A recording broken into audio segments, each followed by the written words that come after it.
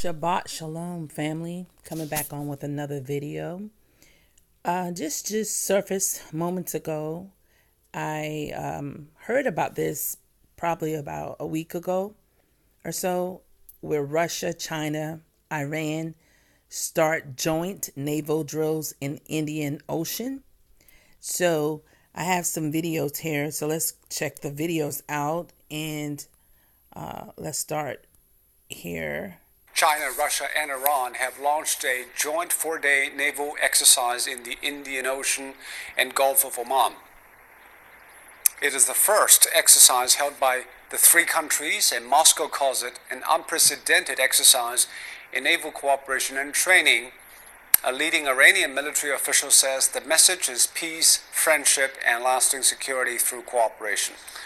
Well, Russia has sent 3 ships to take part in the drills. Chinese Defense Ministry spokesman Wu Qian spoke about the Chinese ship taking part.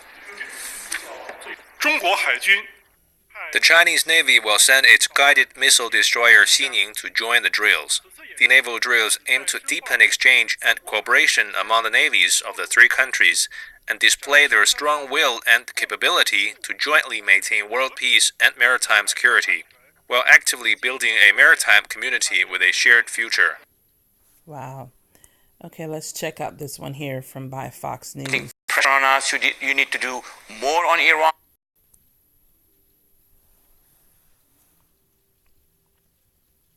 And the Indian Ocean, as Tehran looks to improve military ties with Beijing and Moscow amid heightened tensions with the United States. Waleed Faris is a Fox News national security and foreign affairs analyst. Waleed, thank you for joining us on this topic.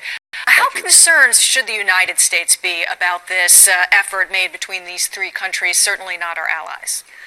You know, these developments are important because they allow us and our public to understand what's the situation, the real situation with Iran. Often we have friends and allies in the region and beyond who are putting pressure on us. You need to do more on Iran, more in Iraq, more in Lebanon.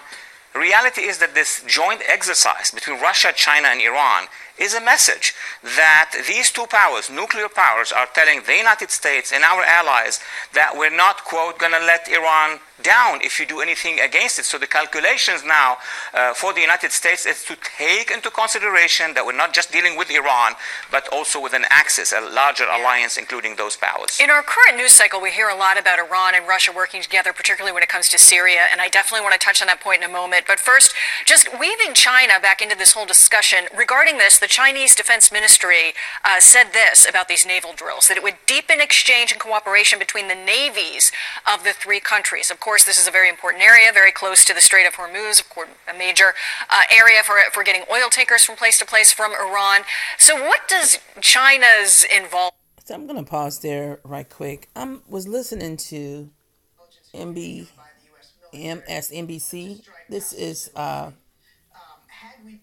name is Rice, who worked with Obama. Let's check this out. And very deliberately, the risks versus the potential rewards. We would have assessed all of the ways in which this could enhance our security and degrade our security. And I think, judging from what I know and from what we're likely to see, I think that there's real reason to believe that in all likelihood the benefits will be outweighed by the risks. And we also would have taken all sorts of time and effort to prepare to ensure that our personnel, diplomatic and military in the region, were maximally protected against the likelihood of Iranian retaliation. The reason why it's reasonable to calculate that the risk could exceed the rewards is for all of the litany of examples you gave and Richard Engel outlined, the ways in which Iran has the capacity to retaliate in very significant ways. They can retaliate, as you mentioned, in Iraq without any restraint, throughout the broader Levant region, Syria, Lebanon, potentially against Israel, all throughout the Gulf, whereas your graphic illustrated, we have tens of thousands of American troops as well as diplomats, commercial facilities, civilian installations. So, and then, of course, as you suggested at the outset, there's the wider risk that beyond the Middle East, in Europe, in Latin America, and Africa, where Iran's proxy, Hezbollah, has a major presence, and even in the United States, there's the potential that they could attack targets of significance, hard and soft, military, diplomatic, and civilian.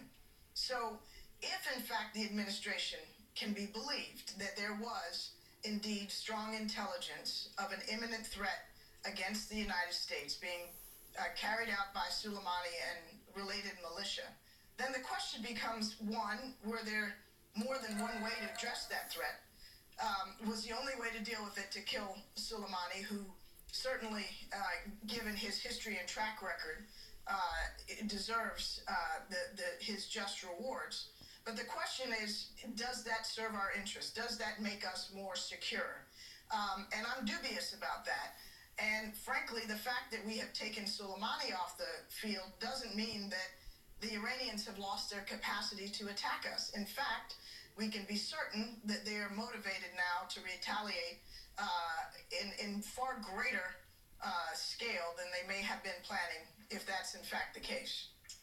Ambassador Rice, if you wouldn't mind holding with us just for another moment, I'd like to ask you, we have to take a quick break, but I'd like to ask you about the kinds of actions that the U.S. government could be taking now to try to mitigate the risk that you're describing, to take the sort of protective action that we might reasonably take in this situation. If you can stick with us. We'll be right back with Susan Rice, former U.S. Ambassador to the UN National Security Advisor. So that was Susan Rice, the former ambassador to the United Nations under President Obama. So they're going to come back on. She's going to give some more insights from her, far as perspective. So let's go back to mean for all of this. Well, look, China and Russia, but China made the statement, is telling us that we're not going to allow you to seize and control this area and isolate Iran. This is very serious. That statement is very serious. And it could be also that they are willing, China and Russia that is, to send some of their parts of their fleets or ships into that area, which would complicate things. But this reminds me of something else.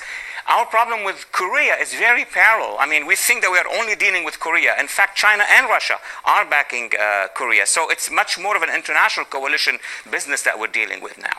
And shifting to Syria as promised, we know that Russia and the Assad working together. At this point in time, it's created really a humanitarian crisis. There have been renewed airstrikes, and the aim is to get this northern part of Syria that is still considered a rebel stronghold for the Assad regime to regain this ground. Now, the president has issued essentially a warning. President Trump tweeting this: Russia, Syria, and Iran are killing, or on their way to killing, thousands of innocent civilians in the Idlib province. Don't do it. Turkey is working hard to stop the carnage. So, Waleed. So you see that? So this already was, in a position. I don't know if you all were aware of this. I really didn't look at it. I kind of heard it about, them practicing as far as training. But you see where this is at. So Trump, pretty much was in his feelings about Russia, China, and Iran coming together under understanding of training to do what and to whom, to where. So at the end of the day, one say, well, Trump is not the final person that make decisions because it's people above him or, however the situation is. I believe the Most High above all, and he controls all things. But just to see this play out, wow, let's continue. How hard is Turkey working, and does this warning from the president have teeth right now? Well, that's the whole question. The president is really messaging President Erdogan and is telling him basically that Iran and Assad and Russia, of course, are moving to take back that area, and to put it back under the Assad regime. There will be hundreds of thousands, not millions, of civilians who will flee. Where are they fleeing? They'll flee north towards Turkey. And from Turkey, what could happen? They could go to Europe. So it's a very serious matter. Unfortunately, President Erdogan, who backed the rebels in the beginning, is now very interested in intervening in Libya, like half the Mediterranean away. So that's why probably this is a reminder by President Trump to President Erdogan to take care of that neighborhood, not across the Mediterranean. Well, you brought up Libya, and that's, there are a lot of challenges there as well. Where does that stand right now? Here's the problem. In Libya, you have a kind of a civil war. On the one hand, you have the Libya National Army, which is fighting the jihadists, but it's not recognized by the government in Tripoli, which is backed precisely by Turkey. As long as the factions were internal, we could have solved this politically under the UN or so. But now with this warning from President Erdogan that he may send his air force and forces through Tunisia or directly to Libya, that complicates things because you have Greece that would oppose this, Italy and France. So the Mediterranean now is destabilized by this conflict in Libya. And we need, as US, to be very strong in trying to solve that problem. Yeah, I mean, in this latest tweet, the president seems to be saying Turkey is working hard to stop the carnage. He seems to be leaning a lot on Turkey.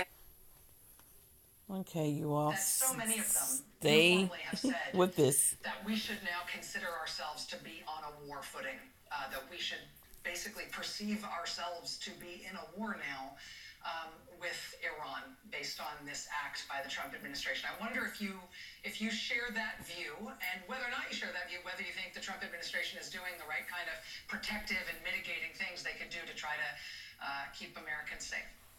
I do think that the risk of direct conflict and sustained conflict with Iran, a war, has gone up immeasurably. And I think it is wise for Americans to consider themselves likely to be on a war footing.